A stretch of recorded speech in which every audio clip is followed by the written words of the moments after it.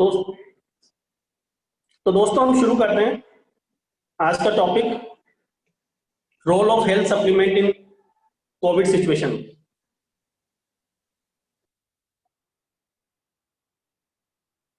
तो दोस्तों जैसे हम डिस्कस कर रहे थे कि हम इंडियंस की क्या आदत है कि हम प्रिवेंशन में बिलीव नहीं करते, हम ट्रीटमेंट में ज्यादा बिलीव करते हैं। हम डॉक्टर्स के पास तब जाते हैं तब हम बीमार होते हैं, और तब हमें चाहे 10 लाख लगे, चाहे 5 लाख लगे, चाहे 15 लाख लगे, चाहे हमारे जमीन जायदाद गिरवी रख दें हम लोग, लेकिन हम लोग चाहे हमारा पेशेंट बचे या नहीं बचे, तो उस समय हम लोग जाते हैं। लेकिन यदि समय रहते यदि हम अपनी बॉडी पे ध्यान दें तो शायद हम बीमारी ना पड़े।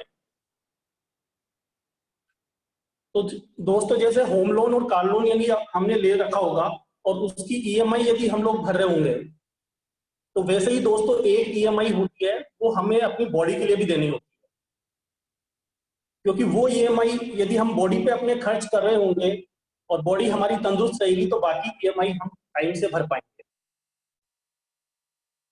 दोस्तों इम्यूनिटी के बारे में मैं एक बात कहना चाहूंगा कि हम लोगों का क्या कंसेप्ट है कि इम्यूनिटी आज से हमने विटामिन सी और बाकी सप्लीमेंट्स चालू किए तो हमारी इम्यूनिटी आज से ही डेवलप होगी, ऐसा आप मान के चल रहे हैं। तो लोग यही सोच रहे हैं, लोगों से हम डिस्कस करते हैं तो लोग यही सोचते हैं कि जिस दिन कोविड हो गया, जिस दिन हमें नोवल कोरोना वायरस से हम इन्फेक्टेड हो गए, उस दिन से हम सप्लीमेंट्स ले लेंगे, अभी से क्या जरूरत है। तो दोस्तों मैं इम्यूनिटी के बारे में बता दूं, इम्यूनिटी एक दिन में नहीं आएगी। इम्यूनिटी एक सिस्टम है और वो सिस्टम से ही आएगी। तो दोस्तों ज्यादा समय ना लेते हुए हम मेन टॉपिक पे आते हैं और उसमें हम पहली चीज डिस्कस करेंगे प्रोटीन के बारे में। Why protein is necessary in this COVID situation, why protein supplements are necessary. तो दोस्तों प्रोटीन सप्लीमेंट को डिस्कस करने से पहले हम लोग यदि सेल जो हमारी कोशिकाएं हैं उसके बारे में थोड़ी इंफॉर्मेशन ले लें तो हमारे लिए बेहतर रहेगा। तो दोस्तों cells are the basic fundamental units of our life. और सेल के बारे में हम देखा जाए तो सेल में एक सेंटर में न्यूक्लिक एसिड होता है, न्यूक्लियस होता है जिसमें आरएनए और डीएनए होते हैं, और बाहर एक सेल मेम्ब्रेन होती है जो उसे प्रोटेक्ट करती है। सेल मेम्ब्रेन और न्यूक्लियस के बीच में दोस्तों साइटोप्लाज्म होता है, और इस साइटोप्लाज्म सभी तरह के जो सेल ऑर्गन्स हैं वो एम्बेडेड रहते हैं। उन सेल ऑर्गन्स के बारे में दोस्तों डिस्कस करें तो सबसे इंपॉर्टेंट जो सेल ऑर्गन्स है जिसको हम बोलते हैं माइटोकॉन्ड्रिया। दोस्तों माइटोकॉन्ड्रिया जो होता है वो सेल का पावर हाउस होता है, यानी किसी भी सेल को जो एनर्जी चाहिए उस एनर्जी का प्रोडक्शन माइटोकॉन्ड्रिया में होगा। और माइटोकॉन्ड्रिया में दोस्तों अबंडेंट ऑफ प्रोटीन होता है। सेकेंड हम बात करते हैं राइबोसोम के बारे में। राइबोसोम जो दोस्तों होती है ये साइट होती है प्रोटीन सिंथेसिस की।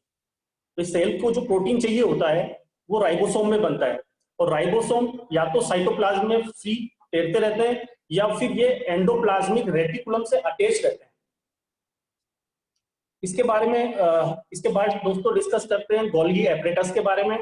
गोल्गी एपरेटस दोस्तों क्या करता है, ये पूरे जो मटेरियल है कोई सा भी मटेरियल हो उसको प्रोसेस करता है और उसको पैकेज करता है इन छोटी छोटी वेसिकल्स होती है, सिक्रेटरी वेसिकल्स उसमें, और वो फिर जहां भी सेल में नीड होती है वहां पे वो उसको सप्लाई होती है। दोस्तों लाइसोसोम होते हैं, लाइसोसोम में हमें सेल में जितने भी तरह के डाइजेस्टिव एंजाइम्स रहते हैं वो लाइसोसोम में स्टोर रहते हैं। और एक पेरोक्सिसोम होता है दोस्तों, उसमें वो एंजाइम स्टोर रहते हैं जो डेंजरस जो सब्सटेंस रहते हैं उनको डिटॉक्सिफाई यानी कि उसको क्लीन करने का काम करते हैं। तो दोस्तों ये तो हमारी सेल होती है। अब प्रोटीन हमारे लिए क्यों जरूरी है? प्रोटीन हमारे लिए दोस्तों शुरू से जरूरी रहा है हर सेल के लिए। तो दोस्तों यदि हम सेल मेम्ब्रेन की बात करें तो कोई भी यदि सेल मेम्ब्रेन होती है तो उसमें 60% दोस्तों प्रोटीन होता है, और 30 to 40% उसमें फॉस्फोलिपिड्स होते हैं, और 1 to 10% कार्बोहाइड्रेट्स होते हैं। अब दोस्तों यदि हम मेम्ब्रेन प्रोटीन के एग्जांपल्स की बात करें तो दोस्तों जितनी भी तरह के एंजाइम्स होते हैं वो सारे प्रोटीन ही हैं।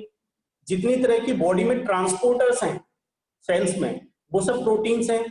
जितने पंप्स हैं, जितने आयन चैनल्स हैं, वो सब प्रोटीन है। जितने हार्मोन्स के लिए रिसेप्टर्स हैं, वो सब प्रोटीन है। जितने न्यूरोट्रांसमीटर्स हैं और जितने एनर्जी ट्रांसड्यूसर्स हैं, वो दोस्तों सारे प्रोटीन हैं। तो दोस्तों देख लो आप, प्रोटीन हमारी सेल के लिए कितना जरूरी है। तो दोस्तों प्रोटीन बॉडी सेल्स को बिल्ड करने में और किसी भी सेल को रिपेयर करने में बहुत जरूरी होता है। किसी भी वायरसेस या किसी भी तरह के बैक्टीरियल इन्फेक्शन के लिए अगेंस्ट फाइट करने में प्रोटीन बहुत जरूरी होता है। और हमारे जो इम्यून सिस्टम है, जो हम जानते हैं T lymphocyte and B cell response, जो एंटीबॉडीज होती हैं, वो दोस्तों प्रोटीन से ही बने होते हैं। तो दोस्तों यदि first line of defence against any harmful bacteria and viruses की बात करें तो उसमें दोस्तों प्रोटीन का रोल बहुत अहम हो जाता है। और वही दोस्तों अभी है कोविड सिचुएशन में। जितनी भी सेल्स है इम्यून सिस्टम की, वो प्रोटीन्स पे रिलाई करती हैं दोस्तों।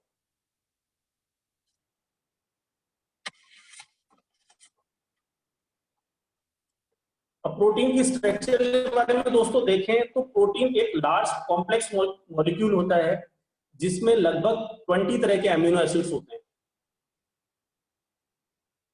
उसमें एसेंशियल अमीनो एसिड्स भी होते हैं और नॉन एसेंशियल भी होते हैं और सेमी एसेंशियल भी होते हैं। तो उनके अलग अलग सीक्वेंस के हिसाब से अलग अलग तरह के प्रोटीन्स होते हैं। अब प्रोटीन के यदि दोस्तों हम एग्जाम्पल देखें तो जितनी भी तरह की एंटीबॉडीज होती हैं, जितनी भी तरह के एंजाइम्स होते हैं, जितनी भी तरह के हार्मोन्स होते हैं, जितनी भी तरह के स्ट्रक्चरल प्रोटीन होते हैं एंड ट्रांसपोर्ट प्रोटीन होते हैं, वो सेल में किसी भी मॉलिक्यूल को ट्रांसपोर्ट करने का काम करते हैं और ये सभी प्रोटीन से बने होते हैं।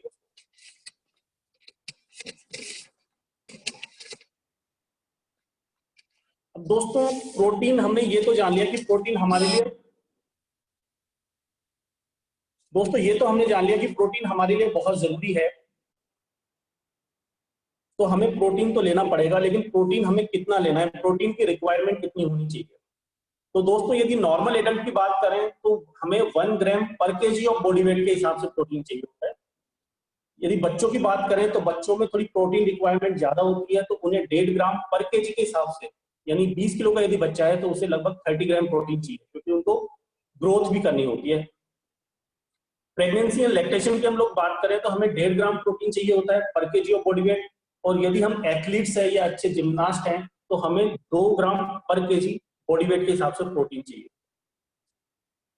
अब दोस्तों प्रोटीन हमने जान लिया, प्रोटीन तो हमें लेना है, लेकिन हम कौन सा लें। तो दोस्तों प्रोटीन वो लेना चाहिए जिसमें सारे एसेंशियल एमिनो एसिड्स हों, पहली चीज। दूसरी चीज, जिसका एब्जॉर्प्शन अच्छा हो और जिसका डाइजेशन अच्छा हो।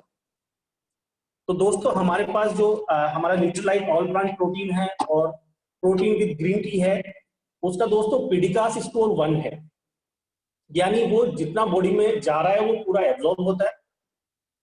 और डाइजेशन से हमें लगभग 10 ग्राम यदि हम प्रोटीन ले रहे हैं तो 8 ग्राम हमारे सिस्टम में चला जाता है।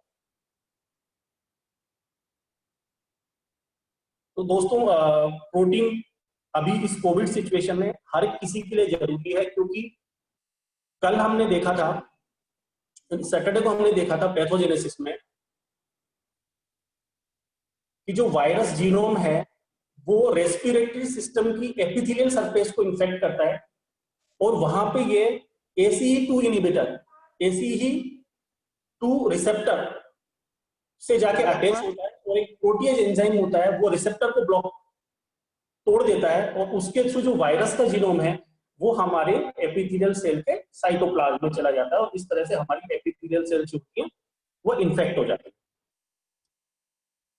दोस्तों हम आगे बढ़ते हैं और अब हम आते हैं विटामिन एंड मिनरल्स की तरफ। तो दोस्तों विटामिन और मिनरल्स इस कोविड सिचुएशन में बहुत ज्यादा जरूरी हैं। जो विटामिन सबसे ज्यादा जरूरी है उनकी दोस्तों बात करें तो विटामिन ए, विटामिन सी और विटामिन बी। और यदि बी कॉम्प्लेक्स की बात करें तो विटामिन B11, जिसे हम फॉलिक एसिड के नाम से जानते हैं। तो दोस्तों एक एक विटामिन के बारे में हम लोग डिस्कस करेंगे। फर्स्ट हम लेते हैं विटामिन ए को। तो दोस्तों विटामिन ए जो होता है वो फैट सोल्यूबल विटामिन होता है। इसका दोस्तों बहुत इंपॉर्टेंट रोल है विजन में भी और अभी इस कोविड सिचुएशन में इसका बहुत जबरदस्त रोल है इम्यूनिटी में। ये किसी भी एपिथेलियल सरफेस हो या म्यूकस मेम्ब्रेन हो या स्किन हो, उसकी इंटेग्रिटी का काम करता है। और इम्यूनिटी में दोस्तों इसका बहुत जबरदस्त रोल है। इसकी जो डेली रिक्वायरमेंट है दोस्तों, रिकमेंडेड डेली अलाउंस, वो 1500 इंटरनेशनल यूनिट है। इसके बाद दोस्तों हम बात करते हैं विटामिन सी के बारे में, जो कि कोफैक्टर है बहुत सारे एंजाइम्स का। तो ये बहुत सारे एंजाइम को फंक्शनिंग में हेल्प करता है और through all over the body बहुत सारे एंजाइम्स हैं। दूसरी बात करें विटामिन सी के बारे में, तो विटामिन सी एक पावरफुल एंटीऑक्सीडेंट। तो पावरफुल एंटीऑक्सीडेंट होने की वजह से ये किसी भी तरह के वायरल अटैक हो या बैक्टीरियल अटैक हो, तो उसमें ये सेल को बचाने का काम करता है। इसके अलावा ये दोस्तों किसी भी तरह के टिश्यू डैमेज हो या सेल डैमेज हो, उसको डिक्रीज करने का काम करता है। इसके अलावा दोस्तों अभी क्या होता है कि कोविड सिचुएशन में क्या हो रहा है, कोविड फर्स्टली इन्फेक्ट कर रहा है वो रेस्पिरेटरी सिस्टम को इन्फेक्ट कर रहा है। और दोस्तों विटामिन सी का यदि आप रेगुलरली ले रहे हो, आप 1 मंथ से विटामिन सी ले रहे हो, तो ये अपर रेस्पिरेटरी ट्रैक्ट और लोअर रेस्पिरेटरी ट्रैक्ट दोनों के इन्फेक्शन की रिस्क को कम करता है।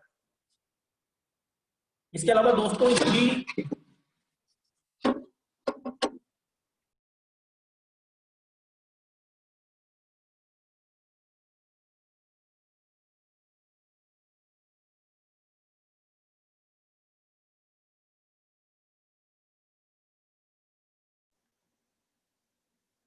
दीपक जी आवाज नहीं आ रही है अभी, ये आवाज चली गई है।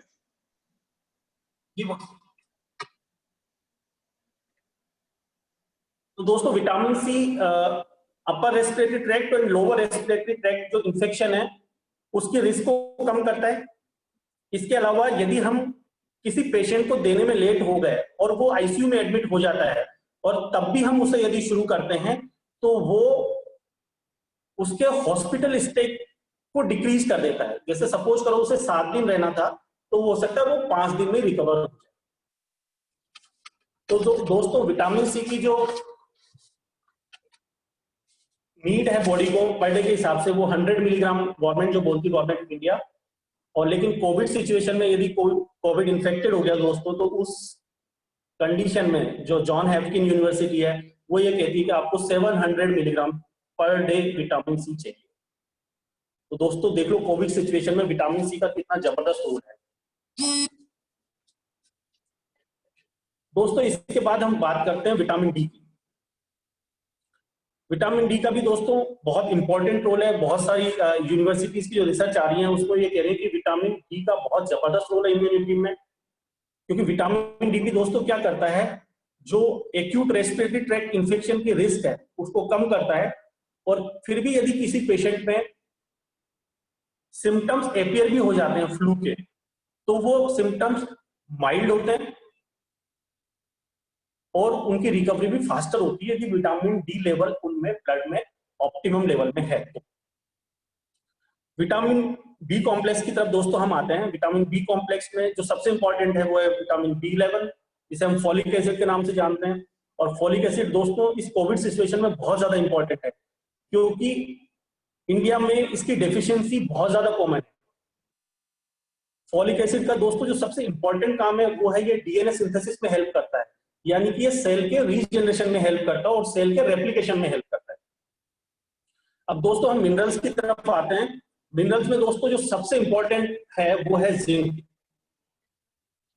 जिंक दोस्तों इम्यूनिटी में बहुत जबरदस्त रोल है, क्योंकि zinc protein and nucleic acid synthesis इसमें बहुत इंपॉर्टेंट है। इसके अलावा जिंक कई सारे जो बॉडी में एंजाइम्स है उसमें कोफैक्टर का काम करता है। जो पर डे की नीड है जिंक की वो हमें 10 मिलीग्राम पर डे चाहिए। इसके अलावा दोस्तों जो अदर मिनरल्स हैं वो हैं जो इंपॉर्टेंट है कोविड सिचुएशन में, वो हैं copper, manganese, molybdenum and selenium. तो दोस्तों आपने देखा कि मल्टीविटामिन एंड मल्टी मिनरल्स इस कोविड सिचुएशन में हर सेल के लिए और हमारी बॉडी के लिए कितना जरूरी है। तो दोस्तों न्यूट्रीलाइट जो पिछले 1959 से हेल्थ सप्लीमेंट्स में राज कर रही है, वो हमारी एक न्यूट्रीलाइट की डेली नाम से एक टेबलेट आती है जिसमें दोस्तों 13 विटामिन एंड 11 मिनरल्स हैं, और वो सब गवर्नमेंट की जो आरडी है, रिकमेंडेड डेली अलाउंस, उसको पूरा फुलफिल करते हैं। उसकी डोज दोस्तों आपको पर डे एक टेबलेट लेनी है बस, और वो लगभग आपको 18-19 रुपए पर टेबलेट की कॉस्ट आती है, जो कि बहुत ही इकोनॉमिकल है। अब दोस्तों थर्ड इंपॉर्टेंट सप्लीमेंट की हम बात करेंगे, वो है साल्मन ओमेगा। इसे भी हम long chain omega 3 fatty acids के नाम से जानते हैं। अब दोस्तों इसमें हम थोड़ा बहुत इम्यूनिटी के बारे में डिस्कस करें, क्योंकि इम्यूनिटी अभी हॉट टॉपिक है। तो दोस्तों इम्यूनिटी जो होती है वो दो तरीके से आती है, एक होती है इननेट इम्यूनिटी और एक होती है अडप्टिव इम्यूनिटी।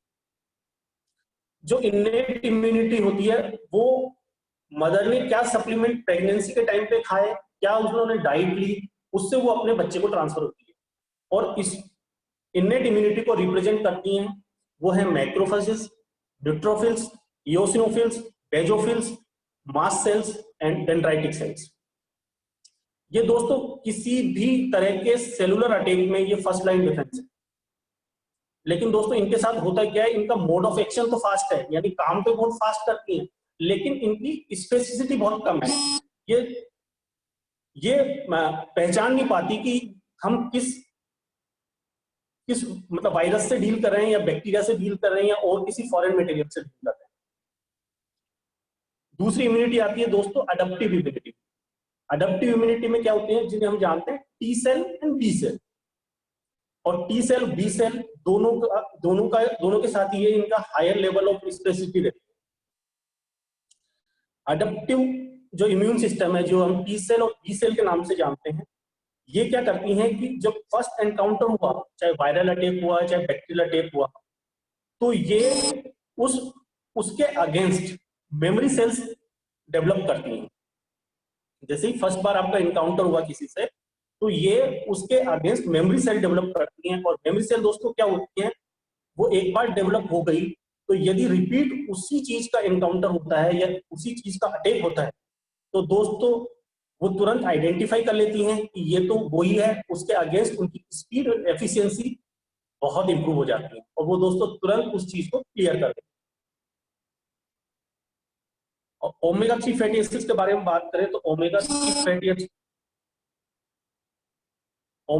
फैटी एसिड्स की बात करें तो ये तो सेल मेम्ब्रेन का इंटीग्रल पार्ट है।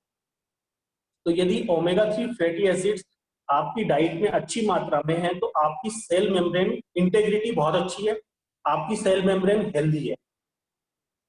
तो इस वजह से आपको जो भी वायरस है, जो बैक्टीरिया के अटैक्स है, उनसे आपकी सेल मेम्ब्रेन डैमेज नहीं होगी, तो आपको इन्फेक्शन नहीं होगा।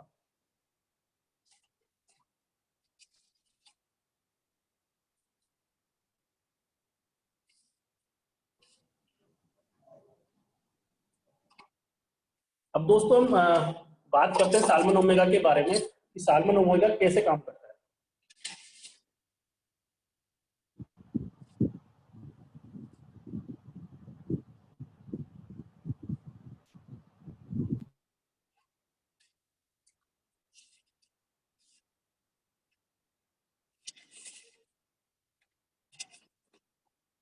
अब दोस्तों यदि हम DHA अपनी डाइट में अच्छी मात्रा में ले रहे हैं, तो जो अपनी इननेट इम्यूनिटी की सेल्स हैं, जिनको हम मैक्रोफेजेस, न्यूट्रोफिल्स वगैरह के जानते हैं, इओसिनोफिल्स जो हमने डिस्कस किया था, तो इनका जो मैकेनिज्म है, एक तो वो बहुत अच्छा हो जाता है, ये सेल्स बहुत हेल्दी हो जाती हैं और इनके नंबर्स भी बढ़ जाते हैं। इसके होती है दोस्तों इन सेल्स में। फेगोसाइटोसिस का मतलब है कि जो भी ऐसी चीज है जो हानिकारक है, तो उसे ये सेल्स मैक्रोफेजेस अपने अंदर इन्वॉल्व कर लेती हैं और उसे एंगल्फ करके खत्म कर देती हैं। तो ये सारी चीजें अच्छी हो जाती हैं। इसके अलावा साइटोकाइन प्रोडक्शन होता है, किसी भी कोई भी वायरस या फॉरेन पार्टिकल हमारी बॉडी में अटैक करता है, तो जो अपनी बॉडी की जो सेल्स हैं, जो इम्यून सिस्टम की सेल्स हैं, वो एक साइटोकाइंस होते हैं जिनको रिलीज करती है, वो जो अदर सेल को उनको डैमेज करते हैं। इसके अलावा जो दोस्तों न्यूट्रोफिल्स है, टी सेल्स है, बी सेल्स है, और जो नेचुरल किलर सेल्स है, इनको सबको, पॉपुलेशन को और क्वालिटी को डीएचए इंप्रूव करता है। तो दोस्तों सोचो कितना जबरदस्त रोल है ओमेगा का कि हमारे जो इम्यून सिस्टम की जितनी भी सेल्स हैं, तो यदि हम डीएचए यदि अच्छी मात्रा में ले रहे हो तो सोचो उनकी फंक्शनिंग, मतलब क्वालिटी और क्वांटिटी दोनों इंप्रूव हो गई। अब दोस्तों बात करते हैं हम रिकमेंडेड डेली अलाउंस की, कि हमें कितना रोज डीएचए मतलब ओमेगा 3 फैटी एसिड लेने चाहिए। तो दोस्तों यदि हम मेल की बात करें तो उन्हें चाहिए होता है 1600 ग्राम पर डे के हिसाब से, और यदि हम वुमन की बात करें उन्हें चाहिए होता है 1100 ग्राम पर डे के हिसाब से। अब दोस्तों कई लोगों से हम बात करते हैं कि आपको साल्मन ओमेगा लेना चाहिए ओमेगा, तो उनका पता क्या जवाब होता है, वो ये कहते हैं कि हम तो बादाम खा लेते हैं, बादाम से हमें ओमेगा मिल जाता है। ठीक है, अच्छी बात है। कुछ लोग कहते हैं हम मछली खा लेते हैं, मछली से ओमेगा मिल जाता है। दोस्तों हम बिल्कुल सही है, लेकिन दोस्तों जितनी मात्रा की हमें रिक्वायरमेंट है उसके लिए हमें लगभग 5 किलो फिश खानी पड़ेगी। यदि हम बादाम पे डिपेंड कर रहे हैं तो लगभग 100 बादाम पर डे खानी पड़ेगी, और कई लोग अलसी पे डिपेंड है डीएचए के लिए, तो उन्हें लगभग 250 ग्राम अलसी खानी पड़ेगी। अब दोस्तों सोचो यदि 100 ग्राम बादाम की आप कॉस्ट देख लो या 250 ग्राम अलसी को आप खा गए किसी तरीके से भी, या तो आपको कॉन्स्टिपेशन हो जाएगा या आपको डायरिया हो जाएगा। तो दोस्तों इन सब का सबसे अच्छा विकल्प है न्यूट्रीलाइट की साल्मन ओमेगा, जो हमें रोज लेनी है, और इसका कार्डियो प्रोटेक्टिव भी है दोस्तों, हाइपरटेंशन में भी काफी हेल्प करती है, और दोस्तों लगभग इसकी कॉस्ट जो आती है वो 18 से 20 रुपए पर टैबलेट के हिसाब से आती है। दोस्तों अगले सप्लीमेंट के लिए हम बढ़ते हैं, तो अगले सप्लीमेंट है दोस्तों कंसंट्रेटेड फ्रूट्स विद वेजिटेबल्स। अब दोस्तों WHO की जो रिकमेंडेशन आती है वो ये कहते हैं कि फ्रूट्स खाने चाहिए, और कितना खाना चाहिए, जितना आपका बॉडी वेट है उसका 1.5% के हिसाब से। तो यदि आप 70 kg के हो दोस्तों, तो आपको लगभग 1 किलो के आसपास फल खाने चाहिए। लेकिन WHO दोस्तों एक शर्त और लगा देता है कि आपको 1 किलो तो फल खाने हैं, लेकिन वो 5 अलग अलग कलर के होने चाहिए, तब हमें सारे फाइटोन्यूट्रिएंट्स मिलेंगे जो उनमें हैं। तो दोस्तों 5 तरह के फल यानी 200 ग्राम 5 रंगों के फल हमारी थाली में हो गए। इसके अलावा दोस्तों फिर हम न्यूट्रिशन की बात करें तो दोस्तों न्यूट्रिशन यदि किसी पेड़ से टुटा हुआ फल विद इन 24 आवर्स में कंज्यूम कर लिया जाए तो उसमें आपको यह है कि 100% न्यूट्रिएंट्स जो उसके फाइटोन्यूट्रिएंट्स है वो पूरे आपको मिल जाते हैं। और यदि विद इन 7 डेज में आप उसको कंज्यूम कर रहे हो तो लगभग 50% आपको फाइटोन्यूट्रिएंट्स उसके फिर भी मिल जाते हैं। लेकिन दोस्तों सोचो क्या हमारे यहाँ पे जो फ्रूट्स आ रहे हैं वो 7 दिन में पहुंच पा रहे हैं? दोस्तों मुझे नहीं लगता, क्योंकि कोल्ड स्टोरेज के आ रहे हैं, एक तो दूसरा वो 15 डेज में नहीं पहुंच पा रहे हैं। तो दोस्तों उसकी न्यूट्रिटिव वैल्यू जो होती है वो हो जाती है 0। मतलब सिर्फ आप जीभ का स्वाद दे रहे हो, तन को आप कुछ नहीं दे रहे हो। अब कंसंट्रेटेड फ्रूट्स एंड वेजिटेबल्स दोस्तों बॉडी को चाहिए क्या? क्योंकि एक तो इनमें दोस्तों फाइटोन्यूट्रिएंट्स होते हैं। किसी पेड़ को आपने बीमार होते हुए कभी नहीं देखा होगा, वो हमेशा सर्दी गर्मी बरसात वो हमेशा एक जैसा ही रहता है। इसके अलावा दोस्तों इसमें एंटीऑक्सीडेंट प्रॉपर्टी रहती है। अब यदि हमारी डाइट से यदि फ्रूट्स एंड वेजिटेबल्स गायब हो गए तो दोस्तों क्या होगा? हमें फाइटोन्यूट्रिएंट्स नहीं मिल पाएंगे, और इस कंडीशन को हम लोग बोलते हैं फाइटोन्यूट्रिएंट्स का गैप हो जाएगा। अब फाइटोन्यूट्रिएंट्स में दोस्तों बहुत तरह के फ्लेवोनॉइड्स, कैरोटीनॉइड्स होते हैं। ये बहुत अच्छे एंटीऑक्सीडेंट का काम करता है। ये बॉडी डैमेज के अगेंस्ट फाइट करता है।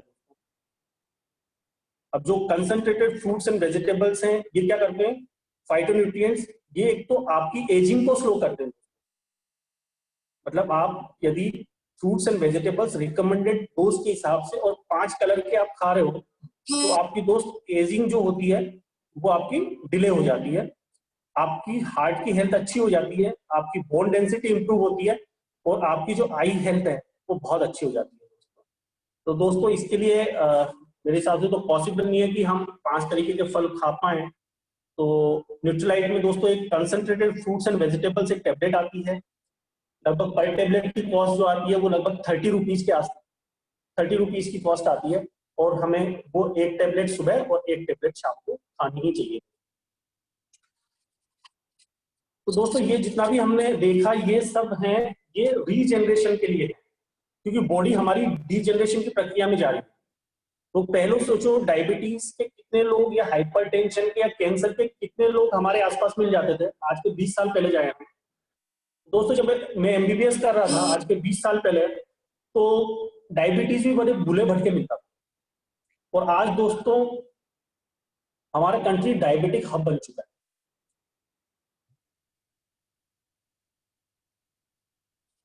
तो इसलिए दोस्तों इन चीजों की हमें बहुत ज्यादा जरूरत है। ये क्या करते हैं, आप थायराइड की देख लो, आप थायराइड हार्मोन्स का देख लो, हाइपोथायराइडिज्म देख लो, आप डायबिटीज मेलाइटस देख लो, कैंसर देख लो, ये सब डीजेनरेशन की डिजीज है दोस्तों, और ये आजकल बहुत ज्यादा बढ़ रही है। और इनका एक ही रीजन है कि हमारी सेल्स डीजेनरेशन बहुत अर्ली, क्योंकि डीजेनरेशन नॉर्मली 50 एजिंग प्रोसेस है, तो नॉर्मली 60 के ऊपर शुरू होता था पहले के लोगों में, और अभी ये अर्ली एज में शुरू होने लग गया है 30 to 35 एज ग्रुप में। तो इस वजह से ये सारी डिजीज अर्ली एज ग्रुप में आने लगी है। अब दोस्तों हम बात करेंगे इम्यून बूस्टर्स के बारे में।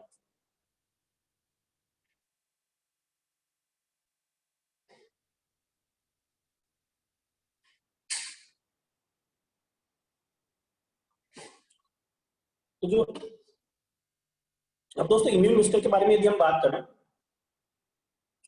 तो ऑक्सफोर्ड यूनिवर्सिटी ने अभी एक रिसर्च किया, उसमें उन्होंने बताया है कि जो इंडियन हर्ब्स हैं वो नोवल कोरोना वायरस को अच्छे से टेकअप कर सकते हैं, या कोई भी वायरल इलनेस हो उसको बहुत अच्छे से टेकअप कर सकते हैं। तो उन्होंने इसके लिए 2 हर्ब्स को रिकमेंड किया है, वो पहली है तुलसी दोस्तों, और दूसरी है अश्वगंधा। और आयुष मिनिस्ट्री है, इन्होंने भी दोनों चीजों के लिए एडवाइस किया। अब दोस्तों हम सबसे पहले जानेंगे तुलसी के बारे में। तुलसी दोस्तों तुलसी का दोस्तों मैंने एक नाम दिया है, हर्ब फॉर ऑल रीजंस, मतलब कोई भी रीजन हो उसके लिए यदि आपको सॉल्यूशन चाहिए तो तुलसी है। दूसरा, mother medicine of nature and queen of all herbs. दोस्तों तुलसी के इतने बेहतरीन नाम है। तो तुलसी की दोस्तों क्वालिटीज के बारे में हम लोग पहले भी डिस्कस कर चुके हैं। तुलसी में एक बहुत अच्छी क्वालिटी होती है दोस्तों, वो होती है it is a potent antiviral और पोटेंट एंटीऑक्सीडेंट, मतलब इसमें एंटीवायरल प्रॉपर्टीज बहुत ज्यादा होती हैं और एंटीऑक्सीडेंट बहुत ज्यादा होती है। तो ये तुलसी क्या करती है दोस्तों,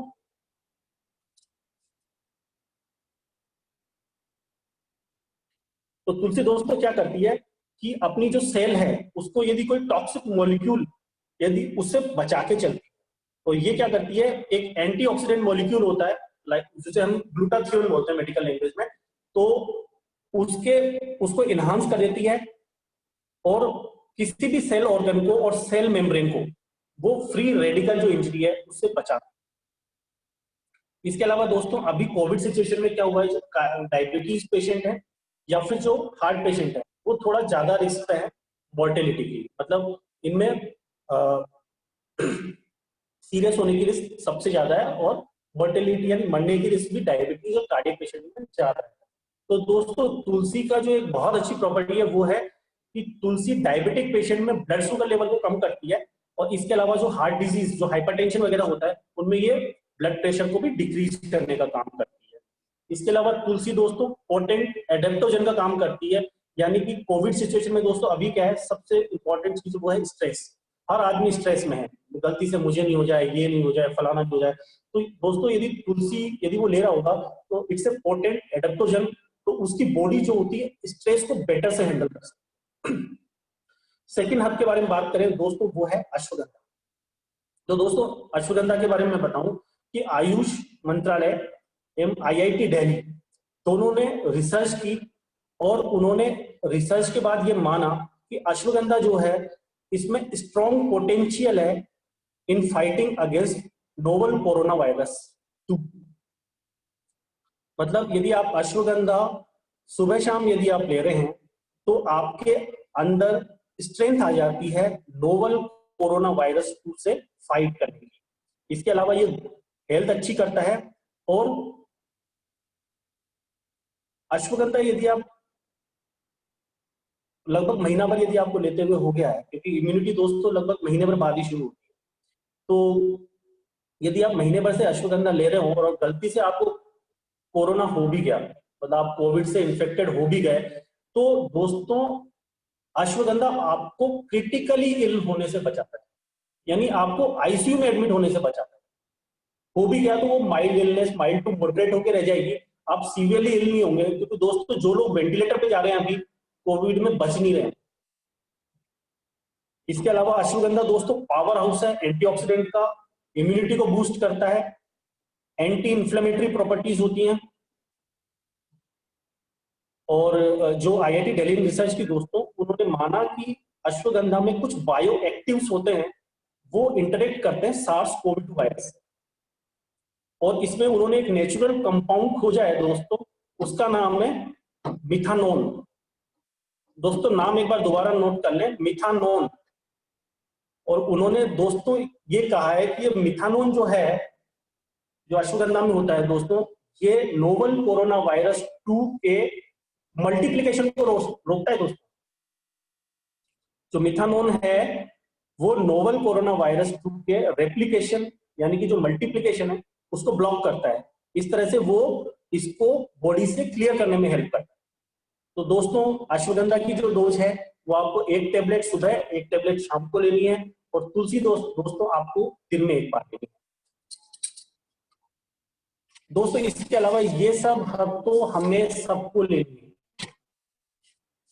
लेकिन दोस्तों आने वाला वक्त है ना, वो और भी खतरे की घंटी है।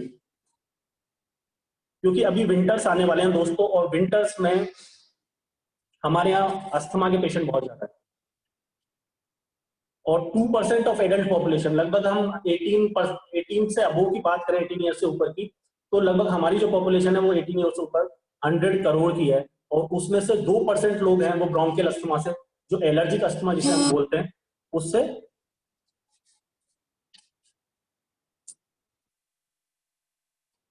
ग्रसित हैं। और बच्चों की यदि बात करें तो बच्चों में तो दोस्तों और ज्यादा हालत खराब है।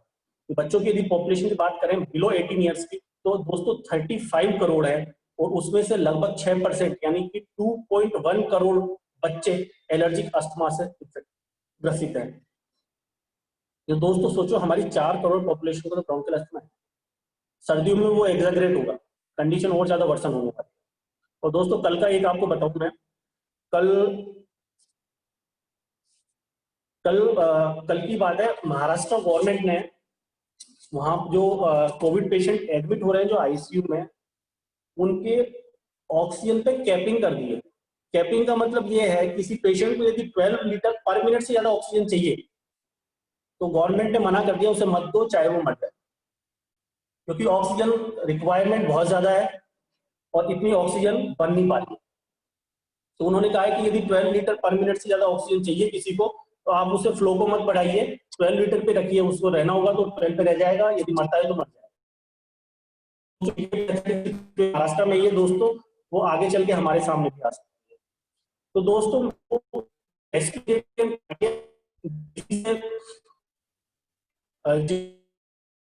दोस्तों अभी सावधानी लेनी चाहिए, क्योंकि ये राइट टाइम है, क्योंकि अभी ये चीजें होती है नवंबर से शुरू होती हैं और अभी हमारे पास 1 महीना है, और इन चीजों का असर आने में दोस्तों 1 महीना लगता है।